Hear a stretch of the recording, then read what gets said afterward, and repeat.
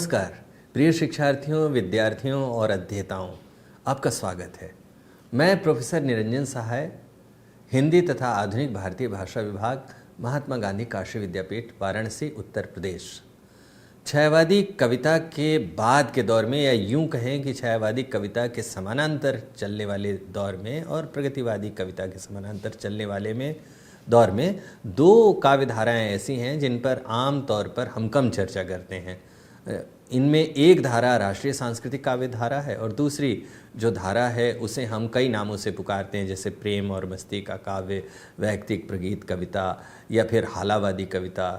इस तरह की जो संज्ञाएं हैं उनसे पुकारते हैं। लेकिन आज हमारे विवेचन का विषय राष्ट्रीय सांस्कृतिक काव्य धारा है और इस काव्य धारा की विशेषताएं क्या रहीं, इनमें शामिल प्रमुख कवि कौन हैं, उनकी रचनाओं में किस तरह से सौंदर्य बोध और कहन शैली उपस्थित है, इन सब का अध्ययन हम लोग आज करेंगे।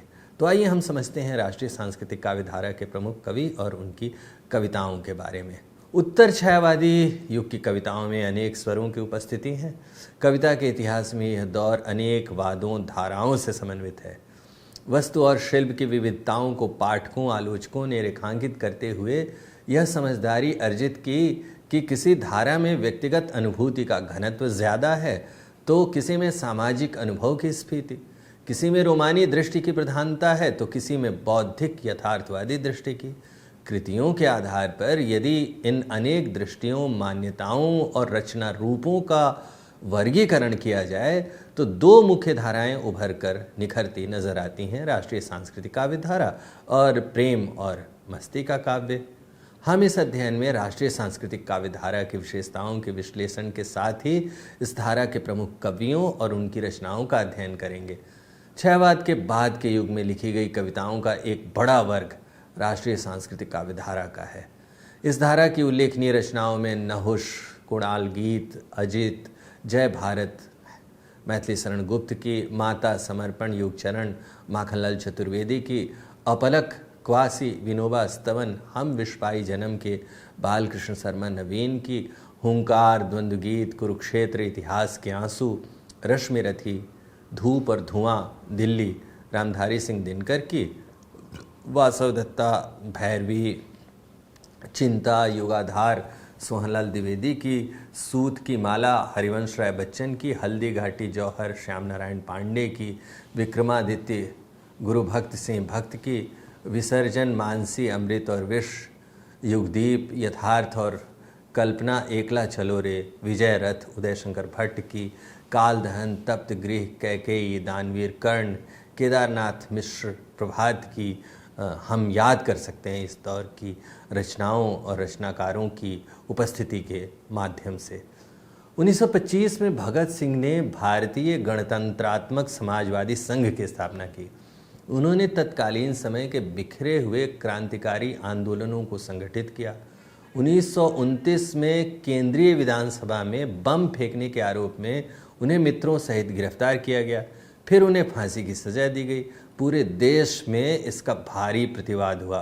पेशावर, चटगांव और शोलापुर में अंग्रेजी साम्राज्यवाद के खिलाफ सशस्त्र विद्रोह हुए। अनेक असफलताओं के बावजूद भारतीय मानस में क्रांतिकारी चेतना का प्रसार हो रहा था। क्रांतिकारी चेतना के इसी विप्लवी स्वर को राष्ट्रीय सांस्कृतिक काव्य धारा के रचनाकारों ने वाणी दी। इस धारा को गहराई से समझने के लिए मरण त्योहार शीर्षक कविता देखी जा सकती है, जिसकी रचना माखनलाल चतुर्वेदी ने की। कविता पर टिप्पणी करते हुए दिनकर ने लिखा, कवि ने कहा है कि नाश ने भारत को चुनौती भेजी है। इस नाश का पूरा जवाब ना दो तो चरखे वाले दे पाए, ना उस चुनौती का जवाब पौंडीचेरी दे सकी। दिनकर ने अपनी कविता नई दिल्ली में ब्रिटिश अत्याचारों पर उग्र व्यंग्यात्मक टिप्पणी की। यशपाल ने 1938 में विप्लव का प्रकाशन शुरू कर इस आवाज़ को और बुलंद किया।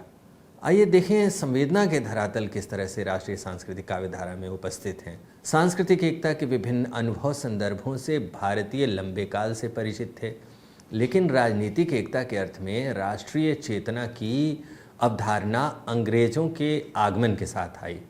दरअसल देश के अर्थ में राष्ट्रीयता की अवधारणा आधुनिक काल में ही आई। आधुनिक काल में राष्ट्रीयता का जो स्वरूप उभरा और विकसित हुआ, उसके 3 आधार हैं। पूरे देश में अंग्रेजी शासन की स्थापना, समग्र भारतीय प्रजा द्वारा अंग्रेजी शासन से उत्पन्न यातना का समान अनुभव तथा स्वाधीनता आंदोलन और उसका देशव्यापी प्रसार।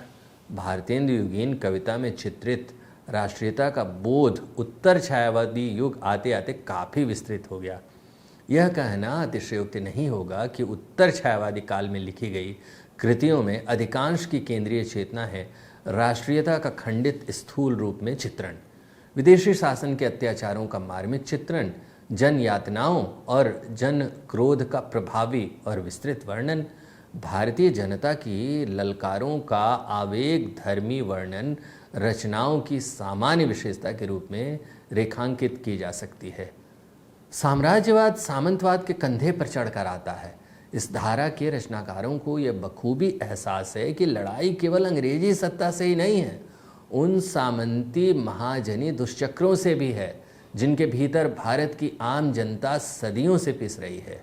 यह एहसास दिनकर के माध्यम से प्रभावी ढंग से समझा जा सकता है। राष्ट्रीयता का एक स्वर संस्कृति की उस समझ से भी जुड़ता है जिनके आलोक में वर्तमान की गुत्थियों को इतिहास की निरंतरता में व्याख्यायित किया जाता है। इसका एक सिरा पौराणिक, धार्मिक और ऐतिहासिक चरित्रों के पुनर्सृजन से जुड़ता है। इसी तरह के प्रयासों में यशोधरा, पंचवटी, साकेत जैसी रचनाओं की अंतर्वर्ती चेतना समझी जा सकती है। कुल मिलाकर भारतीय संस्कृति के उदात्त स्वरों की काव्य अभिव्यक्ति इस धारा की प्रमुख चिंता है। आइए देखते हैं कि प्रमुख रचनाकार और उनका अवदान किस रूप में इस कालखंड में विस्तृत है। इस धारा के सर्वाधिक उल्लेखनीय कवि मैथिली शरण गुप्त हैं। हालांकि उनकी रचना यात्रा द्विवेदी युग से ही आरंभ हो गई थी, लेकिन सृजन की अंतर्वर्ती चेतना के आधार पर वे राष्ट्रीय सांस्कृतिक काव्यधारा के अधिक निकट हैं। उनकी काव्य रूढ़ी पुरानी है पर सरोकार नए हैं। जो नया है उसका मूलाधार पुराना है। युग के बहुरंगी रूप को पकड़ने में वे काफ़ी सजग रहे।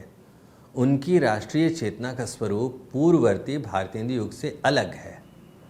आलोचक बच्चन सिंह का उद्धरण इस संदर्भ में ध्यान देने योग्य है। गुप्त जी जिस राष्ट्रीय चेतना को लेकर काव्य क्षेत्र में आए वह भारतेंदु तथा उनके समसामयिक कवियों की काव्य चेतना से किंचित भिन्न है। उस समय के कवि करुणा विगलित स्वर में या तो करुणानिधि केशव को जगा रहे थे या अपने अतीत गौरव का स्मरण कर गंगा यमुना से मथुरा काशी को डुबो देने की प्रार्थना करते थे। चित्तौड़ को अपने समसामयिक संदर्भ में रखकर उनके मन में मायूसी छा जाती थी, किंतु गुप्त जी का कवि पूर्वजों की दिव्य झांकी प्रस्तुत करते हुए उनसे शिक्षा ग्रहण करने का संदेश देता है और हमें भूत, वर्तमान और भविष्य के संदर्भ में विचार करने के लिए प्रेरित करता है। गुप्त जी की राष्ट्रीय चेतना की प्रतिनिधि प्रस्तुति का दर्जा भारत भारती को दिया जा सकता है। यह कविता अपने ज़माने में हिंदी जनता का कंठहार बन गई। हिंदी साहित्य का दूसरा इतिहास में डॉक्टर बच्चन सिंह ने लिखा, उनका पहला महत्वपूर्ण काव्य भारत भारती है। हिंदी भाषा भाषिक क्षेत्र में इतने व्यापक स्तर पर राष्ट्रीय सांस्कृतिक चेतना जगाने का जो काम अकेले भारत भारती ने किया उतना अन्य पुस्तकों ने मिलकर भी नहीं किया। इसी कारण इसे असाधारण लोकप्रियता मिली। भारत भारती ने परतंत्र भारत की विपरीत परिस्थितियों में जाति और देश के प्रति गर्व और गौरव की भावना जन जन में प्रवाहित की। यह वह समय था जब अंग्रेजों की निरंकुशता के सामने पूरा देश लाचार था और स्वाधीनता की बात तो दूर, शासन के खिलाफ कुछ कहने का साहस भी किसी में नहीं था। ऐसे समय में भारत भारती के सृजन ने भारतीयों में नया जोश और स्फूर्ति भर दिया। इसे लिखते समय गुप्त ने संपूर्ण भारतवर्ष और उसके भूत, वर्तमान और भविष्य को केंद्र में रखा। गुप्त जी की जागरूकता परंपरा का आकलन और वर्तमान पर पुनर्विचार करती है। कविता देखिए, हम कौन थे, क्या हो गए हैं और क्या होंगे अभी। हम कौन थे, क्या हो गए हैं और क्या होंगे अभी। आओ विचारें आज मिलकर यह समस्याएं सभी। भूलोक का गौरव, प्रकृति का पुण्य लीला स्थल कहाँ। फैला मनोहर गिर हिमालय और गंगा जल कहाँ। संपूर्ण देशों से अधिक किस देश का उत्कर्ष है। उसका कि जो ऋषिभूमि है वह कौन। भारतवर्ष है। यह पुण्य भूमि प्रसिद्ध है, इसके निवासी आर्य हैं। विद्या कला कौशल्य सबके जो प्रथम आचार्य हैं। संतान उनकी आज यद्यपि हम अधोगति में पड़े, पर चिन्ह उनकी उच्चता के आज भी कुछ हैं खड़े। वे आर्य ही थे जो कभी अपने लिए जीते न थे, वे स्वार्थरत हो मोह की मदिरा कभी पीते न थे। वे मंदिनी तल में सुकृति के बीज बोते थे सदा, पर दुख देख दयालुता से द्रवित होते थे सदा। संसार के उपकार हित जब जन्म लेते थे सभी, निश्चेष्ट होकर किस तरह से बैठ सकते थे कभी। फैला यहीं से ज्ञान का आलोक सब संसार में, जागी यहीं थी जग रही थी जो ज्योति अब संसार में। वे मोह बंधन मुक्त थे, स्वच्छंद थे, स्वाधीन थे, संपूर्ण सुख संयुक्त थे। वे शांति शिखरासीन थे, मन से वचन से कर्म से वे प्रभु भजन में लीन थे। विख्यात ब्रह्मानंद नंद के वे मनोहर मीन थे। तो आप देखें कि यह जो कविता है वह वर्तमान की दारुण अवस्था के समानांतर जो अतीत का गौरव है उसको कहती है। और इस कहने का उद्देश्य केवल इतना है कि भारतीयों के मन में जो उदासी का आलम छाया हुआ है या पराधीनता का जो बोध है उससे बाहर कैसे निकला जाए, तो इसके लिए ज़रूरी है कि आत्मगौरव का भाव जगे। और इस कविता में वे यह काम करते हुए दिखाई पड़ते हैं। इस धारा के दूसरे महत्वपूर्ण कवि माखनलाल चतुर्वेदी हैं। एक भारतीय आत्मा उपनाम से उनकी प्रतिष्ठा रही। उन्होंने अपने पत्रों, प्रभा, प्रताप और कर्मवीर के माध्यम से सक्रिय राष्ट्रीय कार्यकर्ता की भूमिका निभाई। वे समय के राजनीतिक बदलावों से साहित्य के रिश्ते के संबंध को स्वाभाविक मानते थे। एक कविता में वे कहते हैं, नर हो न निराश करो मन को, कुछ काम करो, कुछ काम करो। नर हो न निराश करो मन को, कुछ काम करो, कुछ काम करो। जग में रह के निज नाम करो। यह जन्म हुआ किस अर्थ अहो समझो, जिसमें यह व्यर्थ न हो कुछ तो उपयुक्त करो तन को। नर हो न निराश करो मन को। संभलो कि सुयोग न जाए चला, कब व्यर्थ हुआ सदुपाय भला। समझो जग को न निराश अपना, पथ आप प्रशस्त करो अपना। अखिलेश्वर हैं अवलंबन को, नर हो न निराश करो मन को। तो आप देखें कि इस तरह की कविताओं के माध्यम से जो एक निराशा छाई हुई थी, उस गहरी उदासी के दौर में बार बार ये जो रचनाकार हैं वे आह्वान करते हैं कि निराशा को दूर करें, आत्मगौरव के भाव को जगाएं और देश का जो यशस्वी अतीत है उसको ध्यान में रखते हुए स्वर्णिम भविष्य की ओर बढ़ा जाए। वर्तमान में संघर्ष के अलावा और निराशा को दूर करने के अलावा कोई उपाय नहीं है। उनकी बहुचर्चित कविता है जो आज भी राष्ट्रीयता के मर्म को प्रकट करती है। खूब विद्यालयों में इसे गाया जाता है, दोहराया जाता है। कविता का शीर्षक है पुष्प की अभिलाषा। चाह नहीं मैं सुरबाला के गहनों में गूथा जाऊं, चाह नहीं मैं सुरबाला के गहनों में गूथा जाऊं। चाह नहीं प्रेमी माला में बिंध प्यारी को ललचाऊं। चाह नहीं सम्राटों के शव पर हे हरि डाला जाऊं। चाह नहीं देवों के सिर पर चढ़ूं भाग्य पर इठलाऊं। मुझे तोड़ लेना वनमाली उस पथ पर तुम देना फेंक, मातृभूमि पर शीश चढ़ाने जिस पथ जाएं वीर अनेक। अब देखिए कि इस कविता में देवता की दुनिया की सीमा बताई गई है और राष्ट्र के लिए जो मरने वाले लोग हैं उसकी दुनिया को सर्वोपरि माना गया है। तो चाहे प्रेम हो, चाहे धर्म हो, इन सब से ऊपर है राष्ट्र का संदेश। यह इस कविता की अंतरात्मा के रूप में प्रकट होती है। और यह जो पुष्प की अभिलाषा कविता है, फूल बिंब के पुष्प बिंब के माध्यम से, फूल बिंब के माध्यम से यह बताया गया है कि किस तरह से व्यक्ति के जीवन में सबसे महत्वपूर्ण बात या सबसे जो केंद्रित बात है वह क्या होना चाहिए, तो वह होना चाहिए देश के प्रति उसकी निष्ठा। सियाराम शरण गुप्त भी जो इस दौर के एक महत्वपूर्ण कवि हैं, उनकी गांधीवाद में अटूट आस्था थी। उनका जो एक संग्रह है उन्मुक्त, उस संग्रह की कविताओं में उन्होंने असहाय करुणा के स्थान पर संघर्ष का आह्वान किया। मौर्य विजय, अनाथ, दूरवा दल, आर्द्रा, आत्मोत्सर्ग जैसे काव्य संग्रह उनके मशहूर रहे हैं। उन्होंने पर्याप्त ख्याति अर्जित की अपने संग्रहों के माध्यम से। बालकृष्ण शर्मा नवीन ने गणेश शंकर विद्यार्थी की सांप्रदायिक शक्तियों द्वारा की गई हत्या के बाद प्रताप का संपादन किया। गौरतलब है कि गणेश शंकर विद्यार्थी का जो प्रताप था उस दौर में राष्ट्रीय चेतना का महत्वपूर्ण पत्र था। तो उनकी हत्या के बाद, कानपुर में उनकी हत्या हो गई थी, उनकी हत्या के बाद बालकृष्ण शर्मा नवीन ने प्रताप का संपादन किया था। आज़ादी के संघर्ष के दौर में वे अलग तरह के सौंदर्य शास्त्र की वकालत करते हैं। विप्लव गायन कविता में वे कहते हैं, कभी कुछ ऐसी तान सुनाओ जिससे उथल पुथल मच जाए, एक हिलोर इधर से आए, एक हिलोर उधर से आए, प्राणों के लाले पड़ जाएं, त्राहि त्राहि रव नभ में छाए, नाश और सत्यानाशों का धुआंधार जग में छा जाए, बरसे आग जलद जल जाएं, भस्म सात भूधर हो जाएं, पाप पुण्य सद सद भावों की धूल उड़ उठे दाएं बाएं, कभी कुछ ऐसी तान सुनाओ। इनके महत्वपूर्ण काव्य ग्रंथ हैं कुमकुम, रश्मि रेखा, अपलक, क्वासे, उर्मिला, विनोबा स्तवन, प्राणार्पण तथा हम विश्वाई जन के। रामधारी सिंह दिनकर इस धारा के सर्वाधिक उल्लेखनीय कवि हैं। दिनकर हिंदी की राष्ट्रीय काव्यधारा के प्रतिनिधि कवि हैं। दिनकर के काव्य का प्रारंभ प्रतिरोध की चिटकती हुई चिंगारियों के साथ होता है, जिसमें उनका यह किशोर कवि भावना के पहले आवेश में ही चीख उठता है, सुनूं क्या मैं गर्जन तुम्हारा, सुनूं सिंधु क्या मैं गर्जन तुम्हारा, धधकते सूर्य का अंगार हूँ मैं। मैथिली शरण गुप्त के बाद दिनकर जी को ही राष्ट्रकवि कहकर पुकारा गया। उन्होंने आज़ादी के आंदोलन के दौरान लिखना शुरू किया था और अपने चारों ओर की स्थितियां उन पर ज़बरदस्त असर डाल रही थी। अपनी चुनी हुई कविताओं के संकलन चक्रवाल में उन्होंने लिखा, मैं वैसा कवि अवश्य बनना चाहता हूं जिसकी प्रेरणा उसके सामाजिक कर्तव्य ज्ञान से आती है, किंतु विप्लव और राष्ट्रीयता का वर्ण मेरा उद्देश्य न था।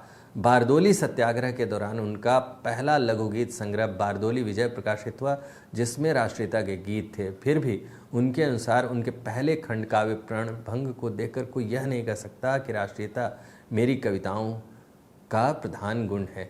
फिर क्यों उन्हें राष्ट्रीयता की भावनाओं को व्यक्त करने वाला सबसे सशक्त कवि माना गया। 1939-40 ईस्वी के दौरान उनकी 3 पुस्तकें प्रकाशित हुईं, रसवंती, द्वंद्वगीत और हुंकार। वे बताते हैं, यानी दिनकर बताते हैं, हुंकार के प्रकाशन से उन्हें यश मिला, जिसमें राष्ट्रीयता के भावों की जोरदार अभिव्यक्ति थी।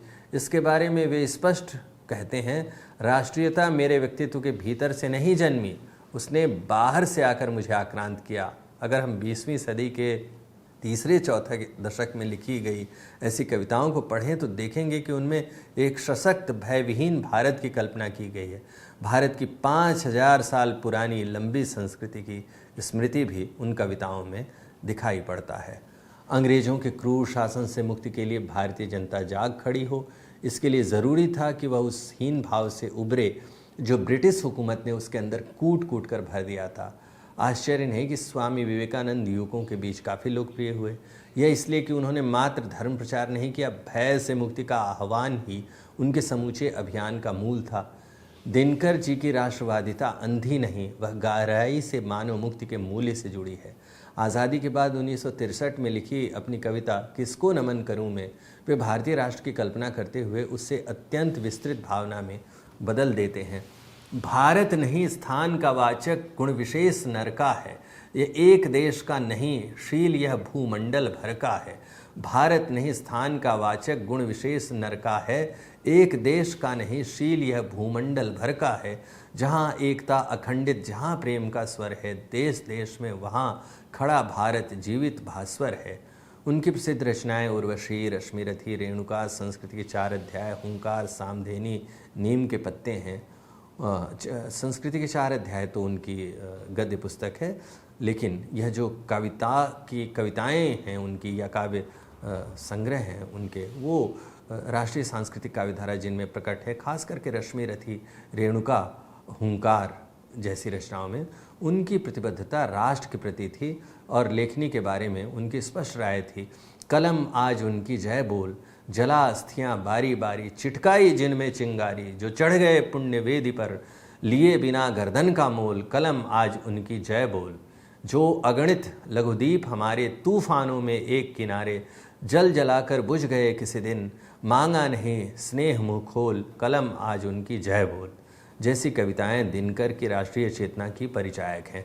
इस तरह हम देखते हैं कि राष्ट्रीय सांस्कृतिक काव्यधारा की कविताएं पराधीन भारत के दौर में, जब अंग्रेज़ी हुकूमत के भय के कारण आम जनता निराशा के गर्त में जा चुकी थी, राष्ट्रीय सांस्कृतिक काव्यधारा ने युग धर्म को पहचाना और अतीत के स्वर्णिम अध्यायों को देखते हुए, वर्तमान की चुनौतियों से लड़ते हुए और बिंबों को नए रूप में ढालते हुए भविष्य के प्रशस्त स्वाधीन भारत की जो कल्पना है वह उनकी कविताओं में प्रकट होती है इस धारा के कवियों के द्वारा। धन्यवाद।